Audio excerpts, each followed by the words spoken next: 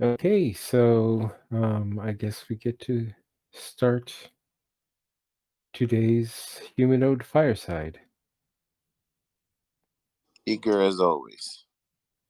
Yep, and the topic of the day is blockchain architecture based on popular vote from the community. Yes, everybody wants to hear about blockchain architecture and how you do it in Humanode. So we figured that we bring some special guests today. We have uh, Mozgi and we have Dima or Dimitri, two of our core members and lead members in the team working on the whole structure.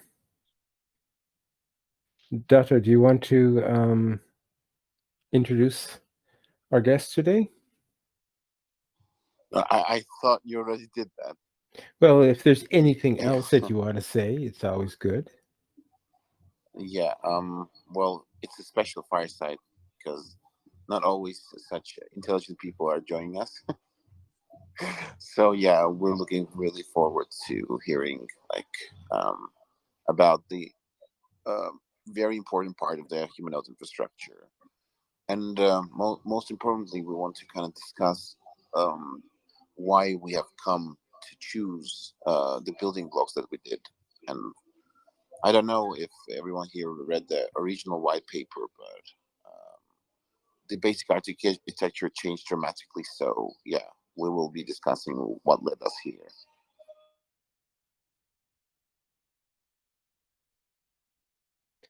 Okay, just 1 second here. Can you go ahead and continue for a moment?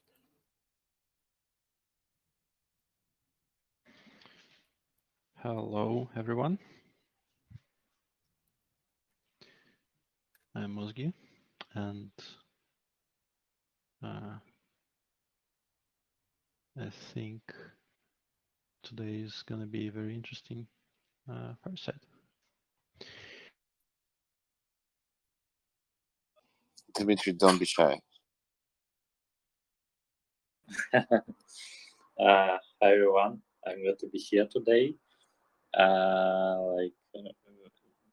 What I would like to say is like in general, I'm crazy about math, cryptography, blockchain, and I'm happy to be here and to discuss everything that is connected with Humanode.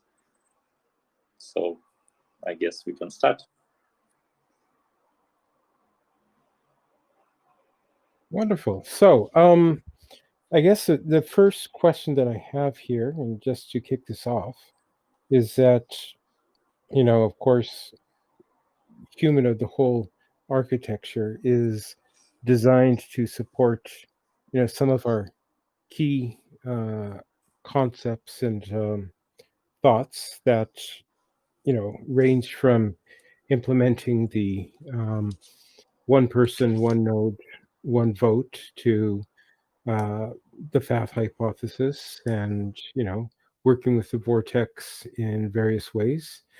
Um, so when we first started out, of course, we're trying to um, build the most ideal architecture to make this happen. Of course, we started out talking about using Merkle CRDT and various technologies, but as we've moved forward, we've found that some technologies actually work better than others or are more ideal than others. And I was wondering if Dima and Mosky uh, would kind of share with the group and with me how the whole process went and why and how we got to where we are now. Let me take this one, I guess, or like begin with it at least. So in so this whole thing started from research basically, and there are some drastic differences in the requirements of a system that could support all the interesting use cases that we plan to have in our system, which is being a good platform for DAO is a kind of unique use case because of the Sybil resistance and issues with it. Basically, if you have a DAO on a chain that is controlled by uh,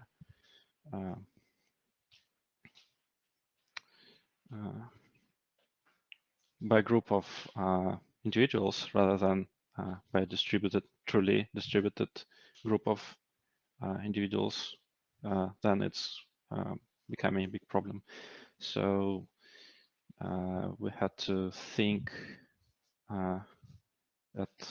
rethink all of the basics, and in the architecture research we made a lot of interesting trade-offs and all that. Like for instance, our vertical solidity approach, the one that is outlined in the original white paper, it is actually a very promising approach, but it doesn't really work for the permissionless systems because you would need to assert the validity of the transaction in basically a different phase of the commitment of the block. So like the problem with Merkle solidity is you pretty much need not only conflict-free data structure, but also self-validating data structure, which is not really a case for a conventional public blockchain. So we had to move to a different approach, and the original stack was envisioned to use Merkle solidity and their implementations, but since we're now moving away from it, we've also thought about a different stack, and we decided that we want to actually look at it from the ground up and build with Rust instead of Go, which was originally planned, for instance. And also we've switched to different set of libraries, so we're still using libp2p from IPFS under the hood for networking, but pretty much a lot has changed since then, since we've decided on using stacks from IPFS. So now we're at the stage where we're using Rust for the implementation language, and we're building a substrate and all that. So that's pretty much the story of our tooling.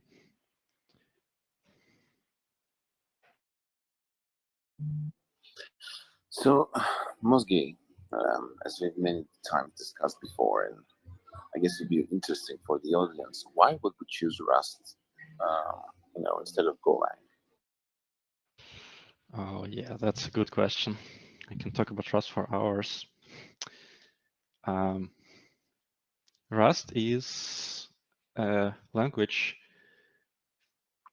that is kind of difficult to grasp. So, like from the looks of it, who would pick Rust instead of something as simple as Go? So the reason that we picked Rust is because in the long run, it provides more quality assurance, and thus allows us to build a more secure system than Go or, for that matter, other languages. And the reason for that, like why is Rust so good? One of the main reasons is it has an innovative approach to memory safety and memory management itself. So it doesn't have garbage collection, but it doesn't have issues that non-garbage collected languages have.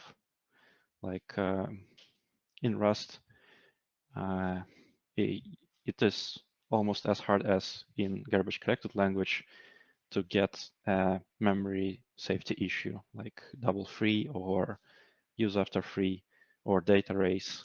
In fact, data races are what Rust does prevent, but languages with garbage collection like Go don't. And the magic trick that Rust uses for doing this is called borrow checker. So instead of garbage collection, Rust has borrow checker, and it is just like magic, but in programming, like compared to conventional garbage collection. Also, Rust has a very nice ecosystem of tooling, and it's by now pretty widely used across like, pretty much every big tech company that you know of is using Rust by now. So, like, garbage collection issues are very important in any decentralized project here. And I've been hearing many like problems that different developers from different companies are faced because they choose Golang in this regard. So the reason why garbage collection is a problem is so like what is garbage collection? Garbage collection is when you have a memory in your system, you need to use this memory, so you ask the system to give it to you. But then instead of, when you're done with the memory, instead of just explicitly saying, hey system, here's your memory, I don't use it anymore, you just kind of stop using the object, and it just stays there as a garbage. And then the system is smart enough, in quotes, to know when the garbage can be collected and the memory can be reclaimed. And the problem is that to actually do this garbage collection, your system has to pause your execution of your program, all threads, like in the kind of worst case, or in the good case, like it's just some of the threads, and actually scan the memory to figure out what can be reclaimed. And if you're making a calculator, it's going to be fine. But if you're building some high-performant network application, if your application pauses for a millisecond, you'll have a spike in the latencies of the user requests or like request responses for your system. And it can be pretty bad because it scales with the resource hierarchy and all that. And in blockchain, building a distributed system that is like you have nodes that are stochastically communicating with each other, and like hiccups like this can be like they can result badly in the overall performance. So like especially the distributed system environment, if you have just random hiccups in the network, in the traffic, that's gonna end bad.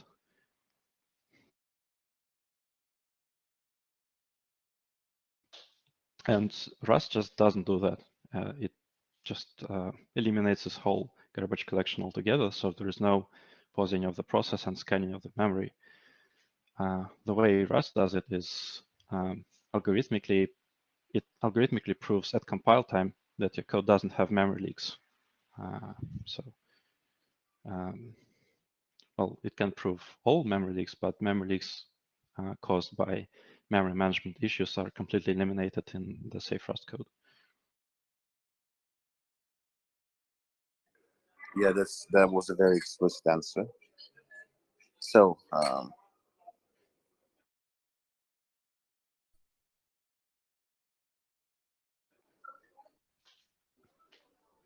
Anything that Dima wants to add to that?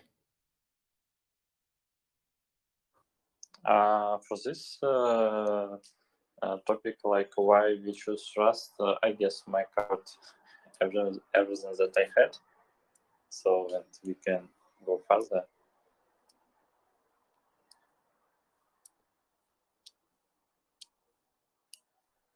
choosing the language is one thing, but choosing the blockchain that we are going to utilize and consensus is entirely different thing.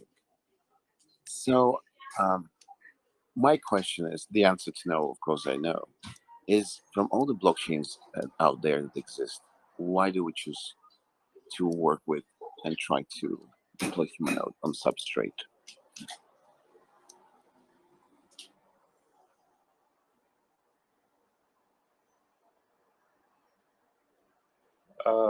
I guess maybe I can start.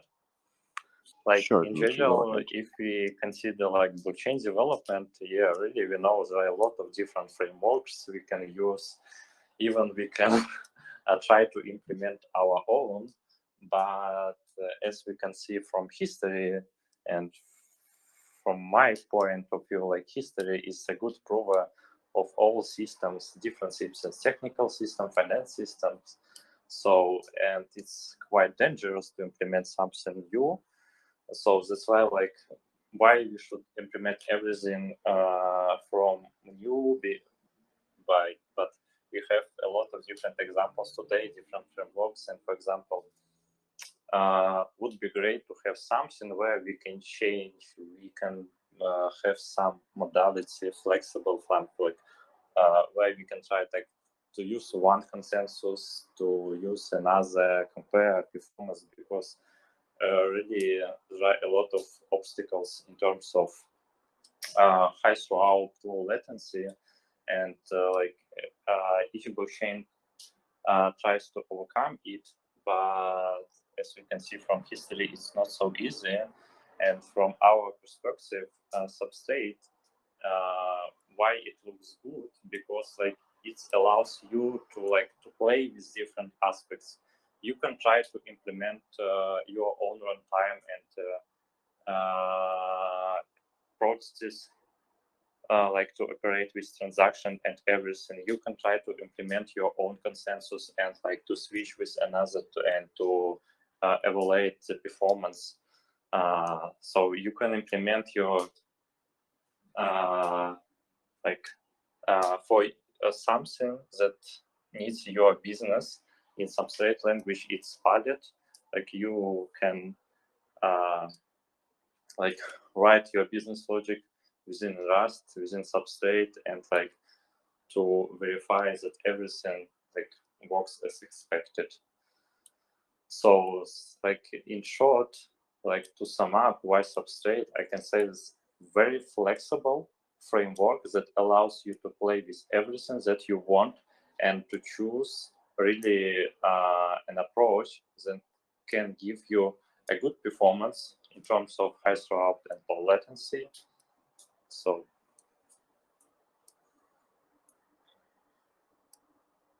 that's it, I guess. I could add some more to that.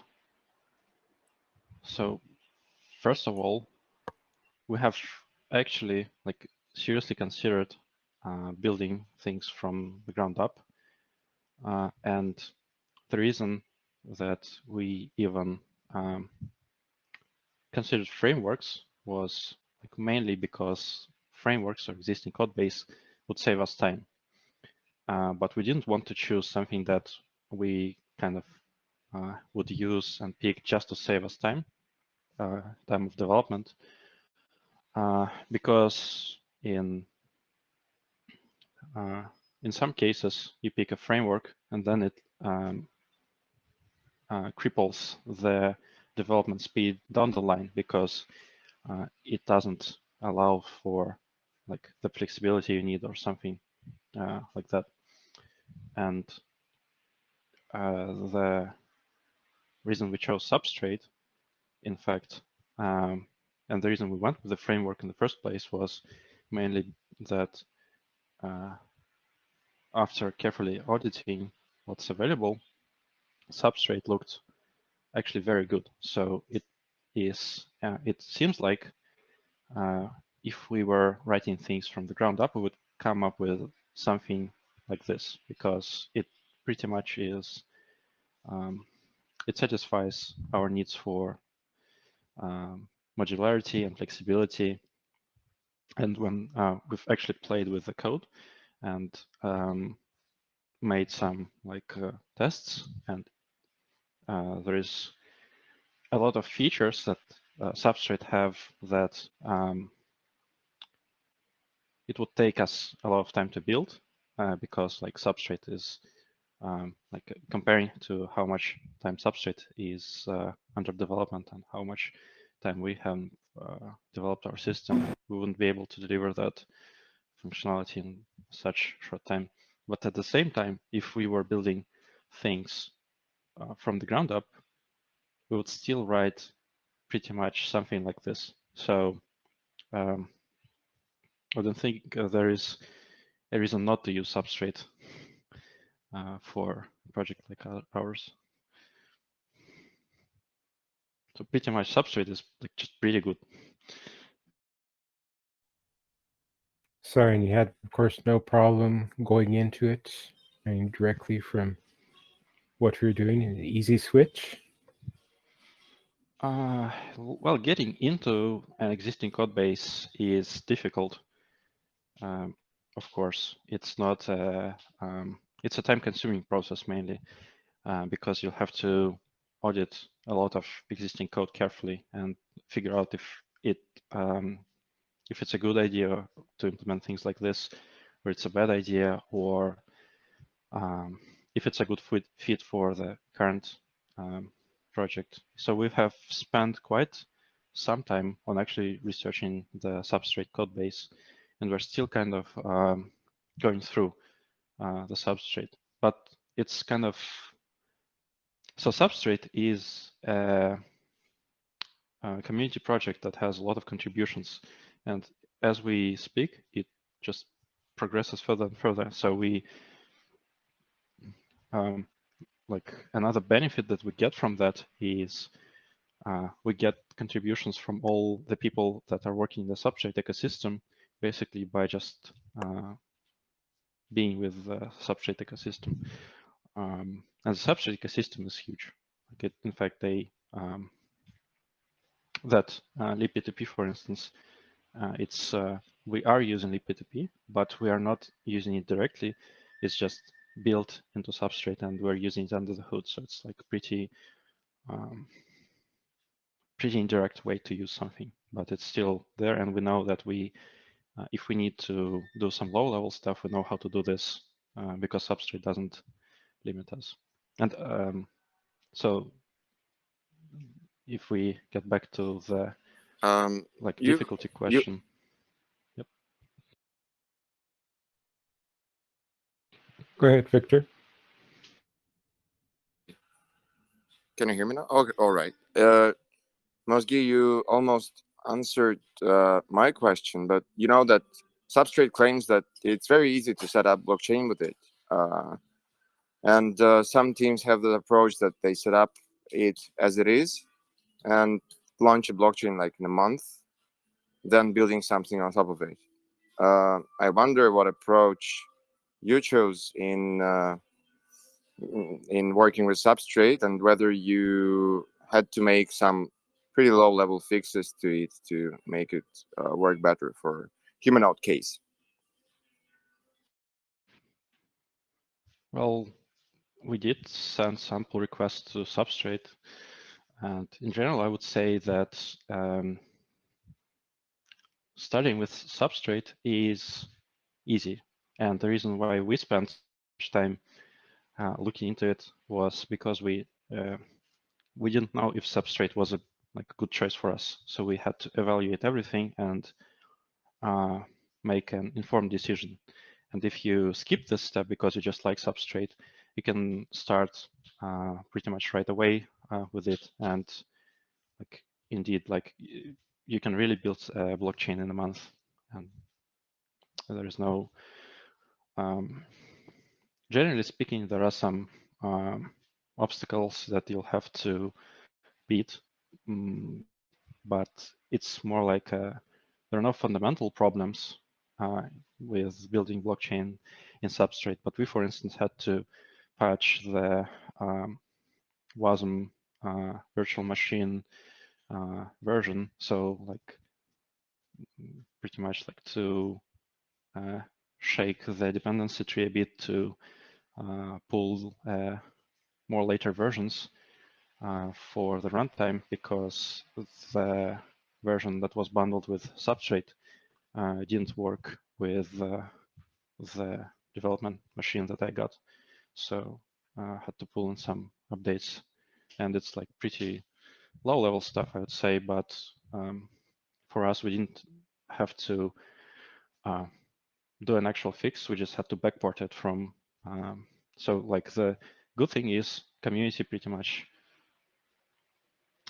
is community in Rust, not just Substrate, is very active. Things are being fixed very quickly, but Substrate is a big project, so the fixes are delivered to it in sometimes with a delay, and you have to be prepared for dealing with that if you are building on Substrate, or pretty much in if you're building with any big framework and you actually want to get some live on the edge. It's not for everyone, but if you'd like to, you have to be you have to have skills to do this.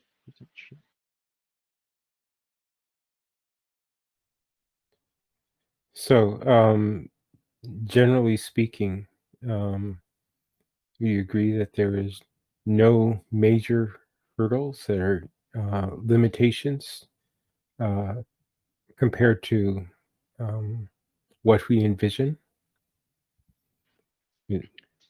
Well, there actually are some. So one of the things that we went through in our research process is DAG-based chains rather than block-based chains. So DAG-based chain is whenever you run transactions independently and they don't form a block, and you can run them, and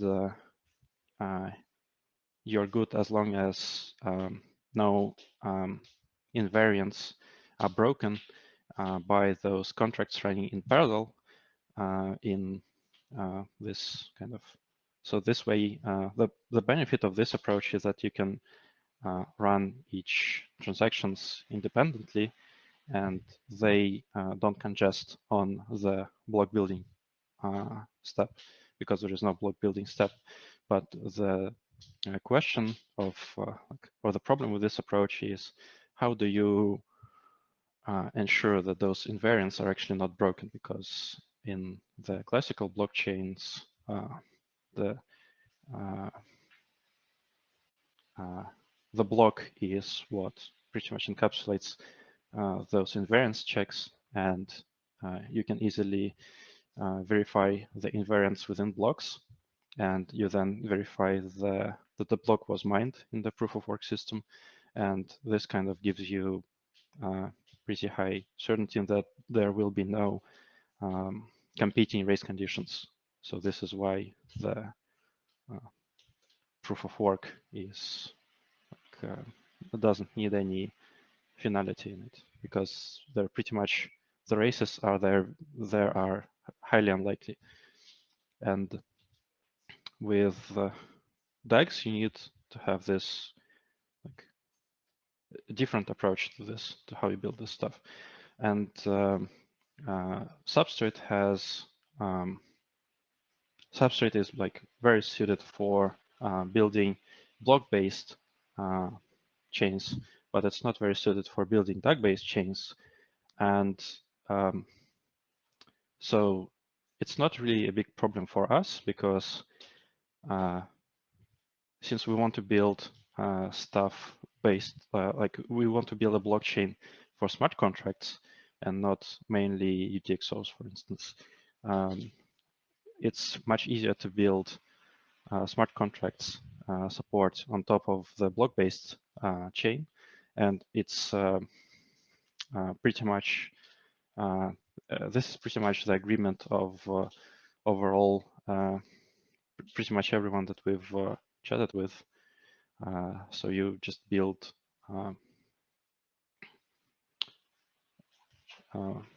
you just build linear chains in some form instead of actual distributed transactions. So there are multiple variations of how you build chains. You can sort of build like small per contract chain for like to be able to run contracts in parallel, or you can build it in a conventional way where you have just the blocks with a block number that is where you have a single chain, and each block in the chain, like it's meaningful to assign a block number to this chain. And given our requirements, so we want to build a chain to run Vortex, and we want to make it compatible with Ethereum smart contracts. And based on those requirements, the DAG idea was not very fitting for us, so we kind of didn't go into that too too thoroughly just yet, and maybe we won't because we might just not need it. And if we can build with classical blocks, why go into the DAGs? Because we can have pretty much the optimizations of the lack of contingency if we address like if we apply some smart tweaks at the transaction pool level rather than through a lack of the block builder role. Okay, Victor, you had a question.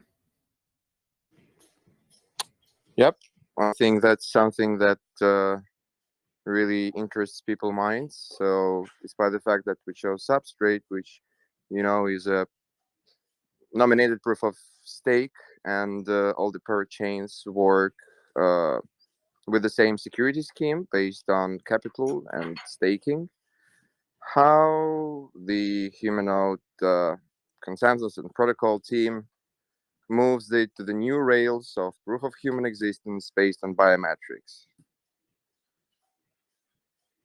Could you elaborate on that, please?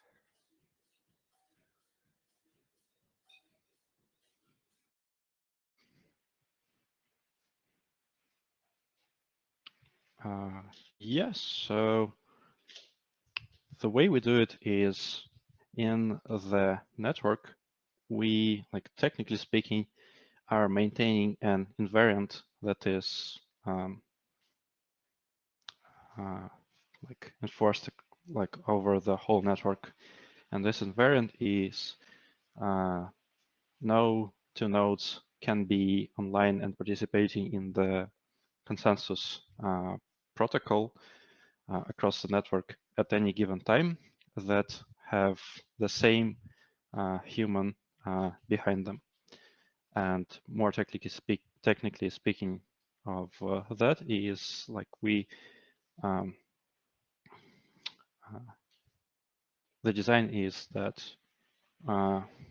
people pass the biometric authentication when they run the node, when they're starting the node. If you want to become the Humanode, you have to pass the biometric authentication, and we will get you through the liveness checks, and then encrypt your data so that it's not encrypt your biometric data so that it doesn't appear anywhere in plain text. So it's not going to be so your plain text or like unencrypted biometric data won't appear in the wild, so nobody will be able to steal your identity or something, or do something nasty, because we think very carefully about those things. So privacy is a good priority for us. So you do that, and then the system can recognize that you are behind a particular node. By you, we don't mean that we know who you are, but we know that you're like a unique human. And all we need to know is that you're different from everyone else in the system. So we don't really need to know who you are for the purposes of running the network and to fulfill our invariant for this matter. We only need to know that you are a unique person. And from that, everything comes together pretty much. Then we just run the on-chain state of the list of authorized biometric authentications, and every node independently asserts that every participating node that participates in the consensus is indeed validated through the biometrics. Okay, thank you. So we're just about a little under 40 minutes in. As usual, I'd like to ask anybody attending if they have any questions. If you have a question that you would like to ask Mozgi or Dima concerning blockchain architecture, please feel free to raise your hand or type your question here, and don't be shy. Although shy tends to be the key word here. If not, while people are thinking, what I will do is ask Dima a question here. I mean, Dima, you've been working on this for the past couple of months here, and with testnet coming at the end of September, what has been your greatest challenge so far? What is the big demon you're fighting here? It's interesting, great question. Thank you for it, Shannon. And what I would like to say, first of all, really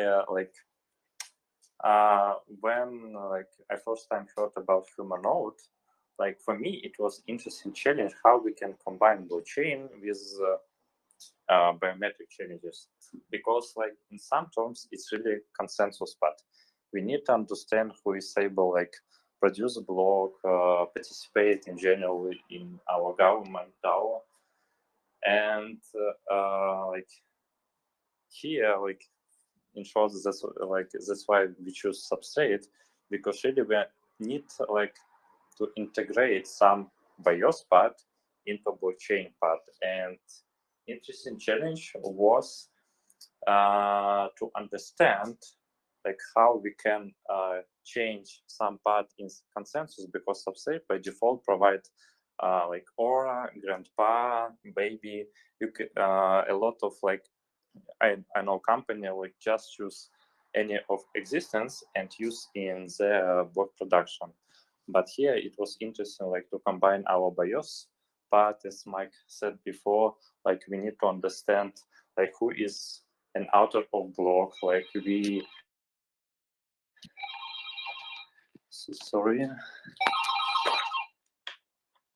need to understand who is author of the block. We need to compare with all chain in our current blockchain to understand that like current author is really BIOS authorized. He passed all authentication operations. So it was like interesting challenge because to overcome these obstacles, you need to understand substrate in enough low level, and like thank you for it.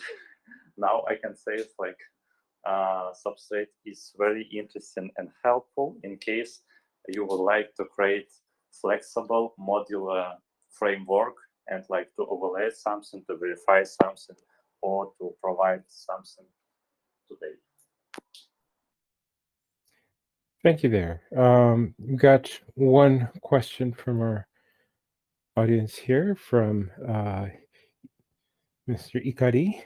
The question is, how do we provide security for the biometrics? Mosky, do you want to go for this?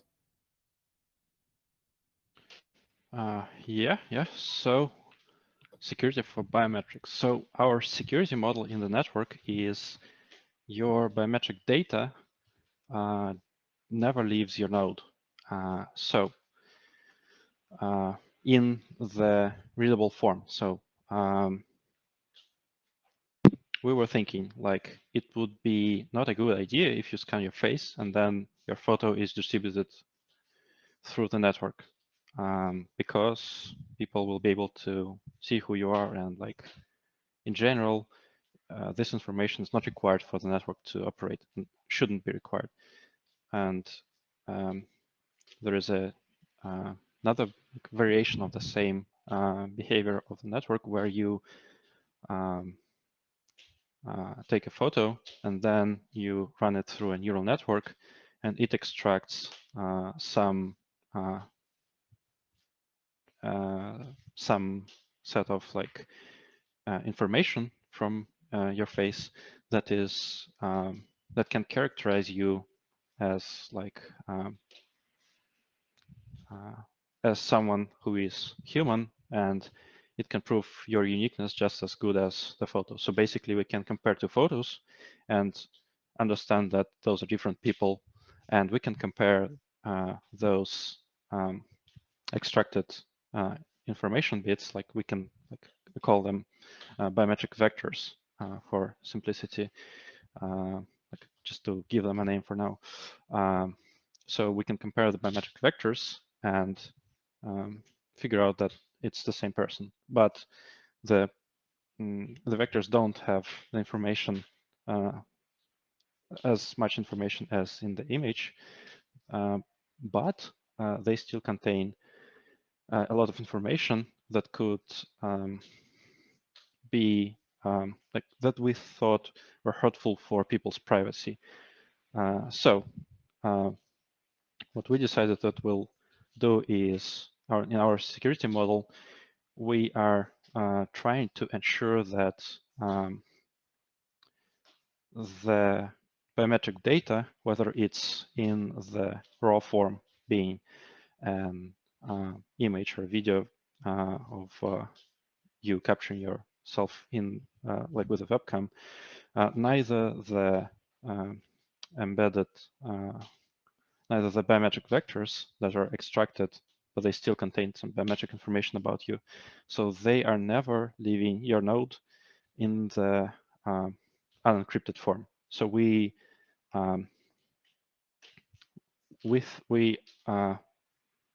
can send them over to other networks in the encrypted form, to other nodes, but those nodes, they will not be able to decrypt them. So this is kind of our basic security model, that only your node can see the biometric data, every other node can only see the encrypted form of your biometric data. And encrypted form, so we do this, we do highly advanced cryptography. We actually are innovating in that area and might share some insights on this when we're ready. But I can't say much about it yet. Yeah, so what we do there is we take the data, and we don't use asymmetric cryptography where you would send the encrypted packet, and then that packet is decrypted on the node, and it can be compared with other decrypted packets. We actually ensure that the data is encrypted for the whole procedure, and it cannot be decrypted by other nodes for the purposes of like stealing the biometric information. So that's not gonna, like, this is something, this is the basic scenario that we're trying to prevent and that we build our security model with. Okay. There's one follow-up question here saying, Igor is wondering if you can put on a mustache or glasses and create a new account. How easy is it to fool our biometric security here? Yeah, so the biometric security, so that is about you actually trying to pretend that you're like either a different person or not person at all, to basically make our system think that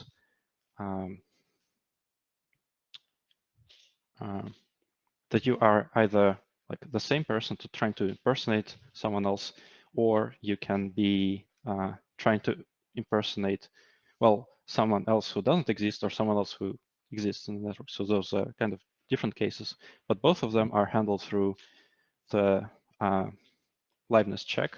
This is a pretty advanced technology that pretty much, well, it addresses all the fraud attempts that can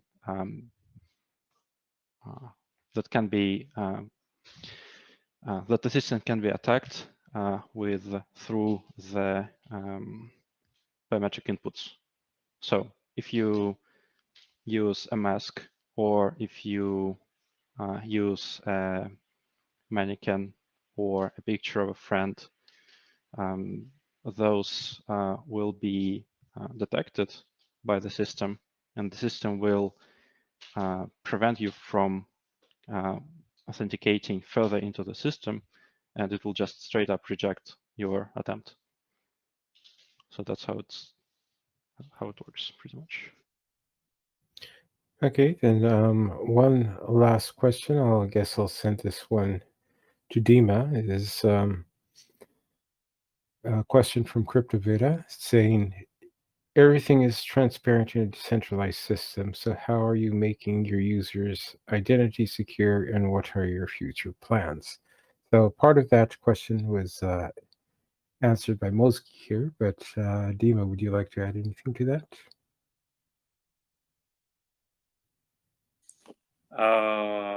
Yeah, like, yeah, in general, like, today it's a difficult problem in terms of identity privacy. And yeah, like, in general, if you say somebody else, like, we use a blockchain like to provide identity-based secure solution, like really how can we prevent the different revealing of identity information? And yeah, like in general, if like we think about it, we can come out like something with cryptography, of course. And for it, like for today and for the future, we do a lot of different research according to that. And like really, it's a good case when we combine something from cryptography. I'm talking about zero knowledge proof or fully homomorphic encryption, multiparty computation, and with blockchain, because you can calculate something, but using blockchain and using some government like an authority that can produce blocks, everything can be verified. Like, we don't reveal any information about identity, but we can like to create using biospot like one human is equal to one node, and after that we can manipulate. We don't need to know like really who are you. We need every just to understand, like, in Google there are like unrecognized some animal, and we are working with it. Like, we know it and we can manipulate with it.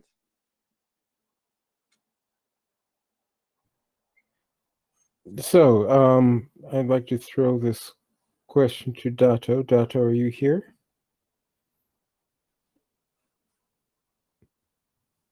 Okay, then I can throw this question back to Mozgi. Looking at the future of course, our whole architecture here. I mean, there will be, I'm quite sure, various developments. When we're talking about the future of biometric IDs, one thing that we have been thinking about, of course, perhaps even using BCIs or other new innovated biometric technologies. What type of technologies do you think we would be implementing in the future concerning biometrics, and if there's anything concerning blockchain in general or our core programming? Are there things that you feel we need to build upon what we have right now to make it even more suitable to what we're trying to accomplish?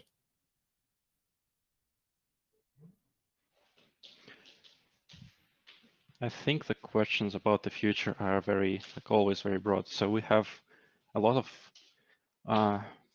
very interesting ideas that would like to try with the blockchain itself, with the architecture.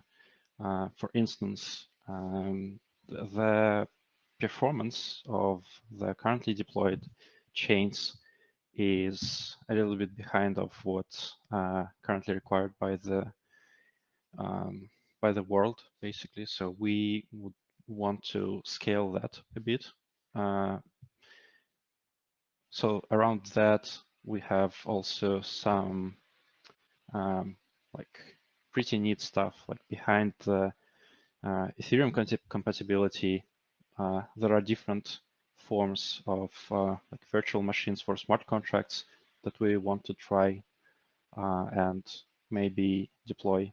And since we have a pretty strong team of mathematicians and cryptographic researchers, we have a good like opportunity to actually deliver on something that is like, that's going to be groundbreaking for this area. And like for like to give maybe not our exact plans, but some hints. So zero knowledge proof for the whole smart contract circuit is a nice thing that would allow you to run this smart contract offline and submit just a proof. So yeah, that's one of the things that we wanted to investigate. Another is actual like for the biometric authentication and overall user experience. Sort of just think about using this like authenticating through a BCI, which stands for brain-computer interface. So you have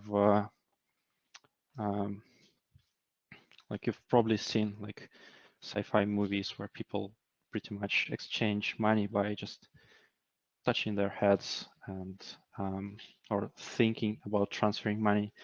And yeah, so this is what we also want to investigate in. So things like by authenticating a person through brainwaves or actually building the user interface through the BCI. Those are all, I think, futuristic stuff that we like that we aim for the future. Sounds like But you're looking forward to working on it. oh yeah, it's I mean, so we're currently so this is like far in the future. Like it looks like it's a technology of tomorrow, right? But in fact, we're actually building the requirements to start building this like technology of tomorrow already today, because so we're working on like our current technology will allow us to kind of build the use cases and the user base for this amazing stuff in the future. And this in turn will help sort of like both advancement and adoption of the technology. So we're like, we're very much on the edge in this sense. And I kind of can't wait to actually start building that stuff. So we just need to sort some things that we need to sort out today before we can start sorting out things that we need to do tomorrow. So Thank you there. Okay, as we are getting near our 1 hour mark, just one last question for Dima. You know, what are the things that you are looking forward to the most? You know, from the next couple of months to, let's say, the next year of development.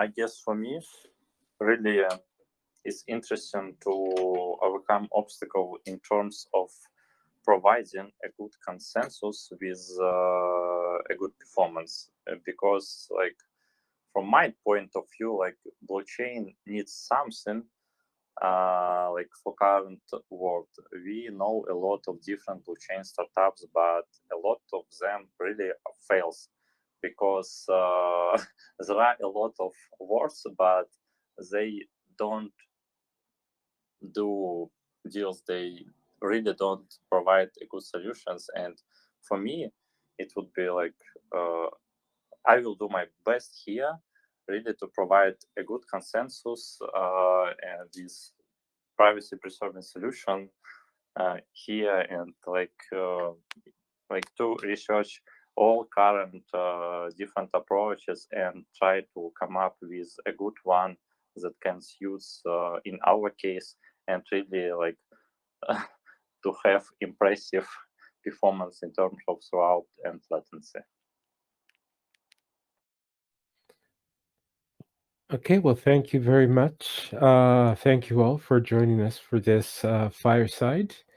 And I would like to say, once again, we will be posting a survey, most likely next week, asking everybody what they want to hear about the most. We'll give you some options, and you can choose the topic, and we will possibly look for some more guests. We might invite some that you already know, some that you might not know. But anyway, thank you once again. Thank you, Dmitry. Thank you, Mozgi. And thank you all for joining us. Yeah, thank you, Shannon. It really was interesting and helpful. Thank you, guys. Thank you. Thanks, everyone.